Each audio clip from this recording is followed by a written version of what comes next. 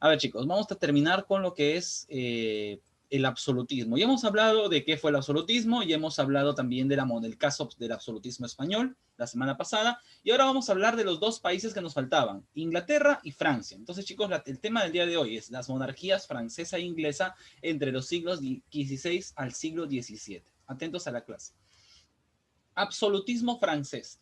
El absolutismo en Francia, chicos, les digo que de los tres países, Francia es el país en el que se impuso con más fuerza este modelo del absolutismo.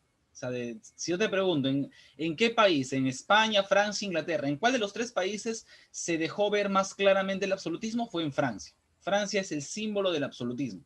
Y de entre todos los reyes franceses, será este rey que ven en pantalla, Luis XIV, el llamado Rey Sol. Así le decían. Luis XIV es el rey que encarna el absolutismo. Él encarna el absolutismo. Este famoso rey llamado Luis XIV, él es el símbolo del absolutismo francés. Recuérdalo, por favor. Conocido como el Rey Sol o Luis el Grande, fue el primogénito de Luis XIII y de Ana de Austria. Luis XIV incrementó el poder y la influencia de Francia en Europa combatiendo tres grandes guerras: la Guerra de Holanda, la Guerra de los 9 Años y la Guerra de Sucesión Española. Bajo su mandato, Francia no solo consiguió el poder político, dice, no solo consiguió el poder político y militar, sino también consiguió el dominio cultural. O sea, toda Europa era Francia. No en el sentido de que Francia dominaba toda Europa territorialmente, sino que las cosas que se hacían en Europa eran influenciadas por el estilo francés. ¿Cómo se vestía la gente en Europa? Como se vestían en Francia, ¿no? ¿Qué leía la gente en Europa? Los libros de escritores franceses. O sea, la moda, la cultura, el arte, era todo estilo francés. Con Luis XIV, Francia llegó a su edad de oro. La edad de oro de Francia, en la que todo el mundo hablaba de Francia, la viven con Luis XIV, el llamado Rey Sol. ¿Ya? Por ejemplo, no solo dominó el poder político militar, sino también el dominio cultural. Por ejemplo, con el famoso Molière. Chicos, a ver, ¿ustedes han escuchado hablar de Molière en el curso de literatura? ¿Han escuchado hablar de algunos de estos autores? Molière, Jean Racine, Boulot, Jean de La Fontaine, ¿no? Y hay otros más, pues, como Rillet, Lebrun, Lenotre, ¿ya? Pero, por ejemplo, Molière es muy conocido. Este es un autor muy famoso que escribió esa famosa obra de El Avaro, ¿no? Si tu profesor de literatura te ha contado sobre El Avaro, el neoclasicismo francés, ahí está Molière. Por ejemplo, Jean de La Fontaine con las fábulas, ¿no? Que también siempre nos leían de niños. Entonces, esos logros culturales contribuyeron al prestigio de Francia, su pueblo, su lengua y su rey, ¿no? O sea que Francia estaba en boca de todos, Luis XIV era muy bien visto a ojos de otros países, ¿no? Y Francia era el símbolo del absolutismo y de la mejor cultura posible. Luis XIV consiguió crear un régimen absolutista y centralizado, ¿no? Hasta el punto que su reinado es considerado el prototipo de la monarquía absoluta en Europa. Ya les dije, él es el símbolo del absolutismo. Algo que se destacó fue su frase, atentos, ¿qué frase solía decir Luis XIV? El Estado soy yo. Eso, chicos, es el absolutismo. Eso es el absolutismo. El rey concentra todos los poderes en él mismo. Por eso es que Luis XIV solía decir, el Estado soy yo. Esa era su frase. Y con ella puede resaltar la visión estereotipada del absolutismo político que Luis representaba. Aparte de Luis XIV, ¿qué otros personajes podemos destacar del absolutismo francés? Enrique IV, por ejemplo, que inició la dinastía Borbón, ¿no? Él tuvo una política exterior pacifista que estuvo orientada a impedir el dominio de los Habsburgo de Austria y España, ¿no? Impulsó la tolerancia religiosa a través del Edicto de Nantes. Él es antes de Luis XIV, ¿no? Él es el que inició con ese tipo de gobiernos. El cardenal Richelieu, ya no es Richelieu, por cierto, es Richelieu. El cardenal Richelieu, un hombre, a pesar de ser cardenal, era un hombre de carácter violento, autoritario y brutal, ¿no? Él es ministro de Luis XIII. El padre de Luis XIV, Luis XIII, fue el que inició el absolutismo. Pero en realidad no fue Luis XIII, sino que sería Richelieu. El cardenal Richelieu en realidad fue el que moldeó, fue el que formó, él fundó el absolutismo, ¿no? Procuró acrecentar el poder del rey y para ello luchó contra los hugonotes, calvinistas franceses y los nobles, a quienes reemplazó por funcionarios conocidos como intendentes. Paralelamente pretendía convertir a Francia en la primera potencia europea, lo que también logró debilitando a Austria y participando en la Guerra de los 30 años, cuyo resultado implicó la declinación de Alemania. Para muchos, Richelieu es considerado el creador del absolutismo. Como les digo, chicos, el cerebro detrás del absolutismo fue el cardenal Richelieu. Pero en realidad su símbolo, el rey que encarna el absolutismo, ¿quién sería? El sucesor de Luis XIII, que ya hemos visto ahorita quién es, Luis XIV, ¿verdad? Pero Richelieu sería, pues, se le reconoce como la mente maestra, ¿no? Que dejó sentadas las bases. Él dejó puestas las columnas de lo que luego Luis XIV construyó como el absolutismo. Bien, fin de la monarquía absolutista en Francia, chicos, así como todo, o sea, ya sabemos que hay un dicho que dice que todo tiene un final, ¿verdad? O sea, que nada es eterno. Y así como Francia tuvo una edad de oro con el absolutismo, con Luis XIV, ¿no? Con el cardenal Richelieu, con el cardenal Mazarino, también Francia entró en una decadencia. Y la decadencia de Francia va a llegar a su punto más crítico durante el siglo XVIII. Bien, el siglo XVIII llega a su punto más crítico la decadencia de Francia con Luis XVI. Luis XVI es el nieto de Luis XIV, pues este rey ya no es ni la sombra de su abuelo, y durante este tiempo, en Luis XVI, ocurre lo que se conoce como la Revolución Francesa, en la cual pues los franceses se rebelan contra sus reyes y aplastan la monarquía absoluta. No les voy a contar más de esto porque este tema lo verán en tercero de secundaria. El próximo año van a ver Revolución Francesa, ¿bien? Así que no les adelanto nada. Ahora vámonos al caso inglés. ¿Qué pasó en Inglaterra? Monarquía parlamentaria. Yo ya les he dicho que de los tres países, España, Francia, Inglaterra, en Inglaterra nunca se llegó a consolidar el absolutismo, nunca. Inglaterra siempre se resistió a tener reyes absolutos, ¿ya? A la muerte de Isabel I, ¿no? De la famosa reina virgen, el trono fue ocupado por Jacobo I, ¿no? Jacobo I intentó hacer que el parlamento inglés, porque Inglaterra tiene un parlamento que controla al rey. Jacobo I intentó disolver el parlamento para someterlo a su voluntad. Pero obviamente no fue aceptado eso. El parlamento sí que quería seguir controlando al rey y el rey no tenía poder para enfrentarse al parlamento. Esa disputa se vio complicada con problemas de carácter religioso, ¿no?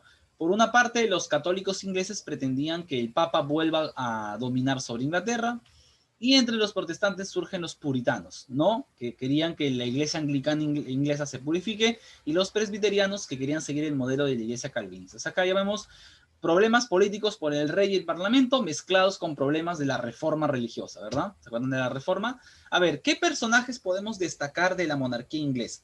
Carlos I de Inglaterra. Ojo, él no es Carlos de España, él es Carlos de Inglaterra. El problema es que se llamaban igual, que es diferente.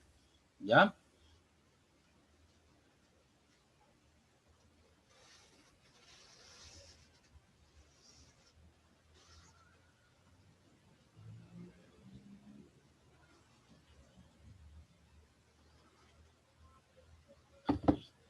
Carlos I de Inglaterra fue el hijo de Jacobo. Bajo su reinado, la disputa entre la corona y el parlamento hizo explosión, ¿no? Para 1642 ya estalló la guerra civil y las fuerzas del monarca fueron derrotadas, ¿ya? O sea, chicos, ¿qué pasa acá? Carlos I de Inglaterra intentó imponer su autoridad. O sea, en Inglaterra, escúchenme por favor, en Inglaterra gobernaba una dinastía de reyes llamada los Tudor, o los Tudor, ¿no? Los Tudor, ¿ya? Ahí estaba Enrique VIII, que empezó la reforma, ahí estaba María I, ahí estaba Isabel I, ya estaban esas.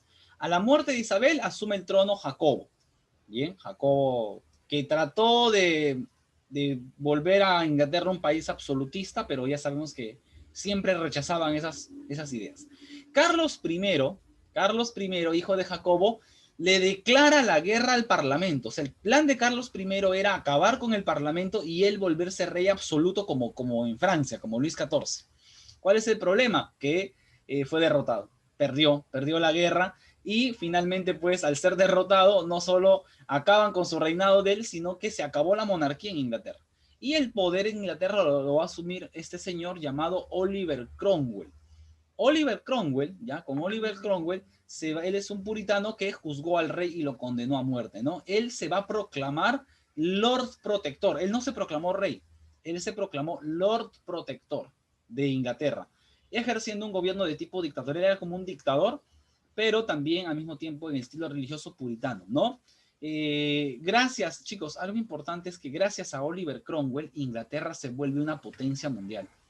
O sea, gracias a las reformas, a los cambios que hizo Cromwell, a él se le reconoce que Inglaterra logró destacar ya como una potencia mundial, pero desgraciadamente a la muerte de Cromwell, sus hijos no supieron manejar el poder, Inglaterra volvió a ser una monarquía con Carlos II, ¿no? Con Carlos II.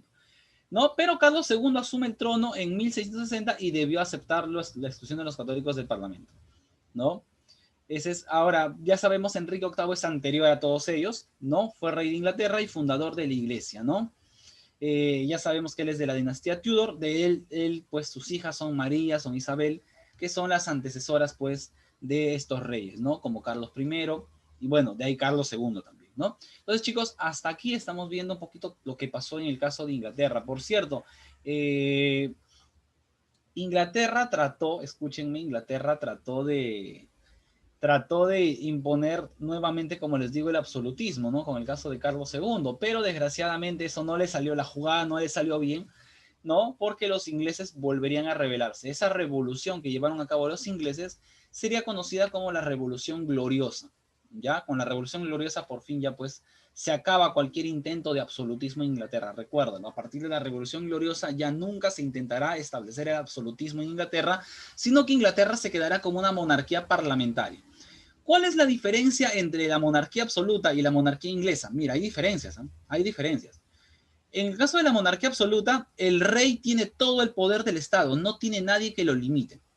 En el caso de Inglaterra, el rey gobierna, pero de acuerdo a las leyes de Inglaterra y que las hace el Parlamento. O sea, el rey tiene alguien que lo controla. ¿Quién lo controla? El Parlamento. El Parlamento controla al rey. O sea, el rey no puede hacer tontería y media porque hay leyes que lo controlan, que lo vigilan. ¿Qué pasa si el rey hace algo que está en contra de las leyes? Lo pueden hasta condenar a muerte, como vimos. A Carlos I lo condenan a muerte por eso, por rebelarse.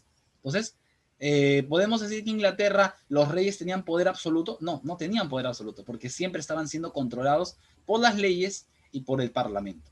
¿Ya? En el caso de la Constitución, la monarquía absoluta, en el caso del absolutismo no hay constituciones, no hay derechos humanos, no hay nada de esas tonterías. En Inglaterra sí hay una constitución, aunque no es escrita, pero hay leyes que controlan al rey.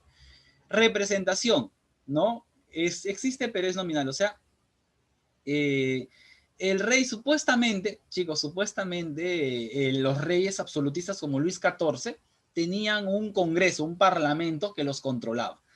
Pero en la práctica eso era de nombre nomás, o sea, de nombre, o sea, en Francia, por ejemplo, en Francia, había un congreso supuestamente, ¿no? Los consejeros del rey, pero eran de nombre, porque esos consejeros nunca se oponían al rey. Entonces era nominal, eso significa, o sea, de nombre, pura pantalla, puro humo nada más, ¿no? Porque en la práctica el rey no lo controla nadie, pero en Inglaterra sí. En Inglaterra sí hay un organismo que existe y que sí controla al rey, la Cámara de los Lores y la Cámara de los Comunes. Ellos controlan al rey. Entonces, esa es la diferencia entre la monarquía absoluta y la monarquía inglesa. Quiero escuchar sus opiniones, chicos. ¿Cuál creen ustedes que es la mejor monarquía de ambas? ¿La monarquía absoluta o la monarquía inglesa?